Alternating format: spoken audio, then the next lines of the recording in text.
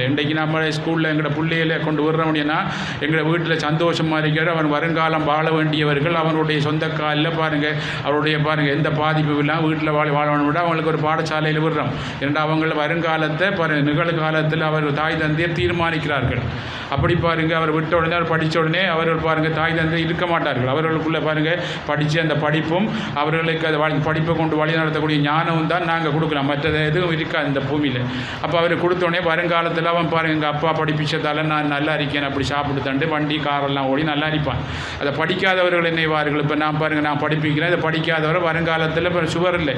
அப்புறம் படித்தவர்கள் பாருங்கள் வருங்காலத்தில் என் குருநாதர் பாருங்கள் எனக்கு படிப்பிச்சதாலே அப்புறம் இயற்கை சீற்றங்கள்லேருந்து சகலத்துலேருந்து தப்பக்கூடிய அதில் இந்த வழி என்ன அப்படின்ற எல்லாத்தையும் காட்டி தந்துருக்காரு.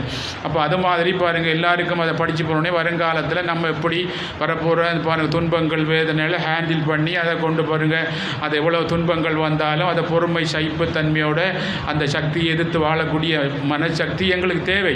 அப்போ அந்த ஆன்ம சக்தி எங்களுக்கு தேவை. அதை இப்போதே நாங்கள் வளர்த்துக்கொள்ளணும். வளர்த்தோடனே எங்கள் பிள்ளைகளுக்கும் பாருங்கள் நாங்கள் சின்னல்ல பிறந்த அவங்களுக்கு காயத்ரி மந்திரம் சொல்லி தியான இவங்களுக்கு ஈடுபடணும். வருங்காலம் அவங்களுக்கு எதிர்மறையான சக்திகள் கூட வரும்போது வர வர கலியுகத்தில் பாருங்கள் சக்திகள் கூடி வரக்குள்ள அவர்கள் வருங்காலத்தில் வளர வேண்டி வாழ வேண்டியவர்களை விடாமல் இருக்கும். அப்போ அவருடைய மனசக்தி பாருங்கள் என்ன செய்தும் பாருங்கள் அவங்க இந்த மனசக்தி மூலம் மந்திர சக்தி மூலம் அதை தடையில்லாம் வாழ்ந்து அவர்கள் இந்த பூமியில் அவர்கள் செய்கிற கடமைக்கு தடையில்லாம் வாழக்கூடிய வழியை காட்டும். வருங்காலத்தில் நிகழ்காலத்தில் நாங்கள் இந்த வழியை கொடுக்கணும் பிள்ளைகளுக்கு.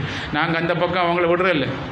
யோசிச்சு பாருங்கள் அந்த பக்கம் நம்ம விடுறதில்ல. உள்ளுக்குள்ளே போய் நீங்கள் காப்பாற்றுறாள் பக்கம் விடாமல் காப்பாற்றாத பக்கம்தான் அந்த பொருளெல்லாம் சேர்த்து எல்லாம் செய்து காப்பாற்றாத பக்கம் அந்த சிந்தனை உண்டாகி கொடுத்த உடனே அவங்க அந்த பொருளை அனுபவிக்கலாம் காப்பாற்றப்படாமலே போகிற மாதிரி இருக்கும் வருங்காலத்தில்.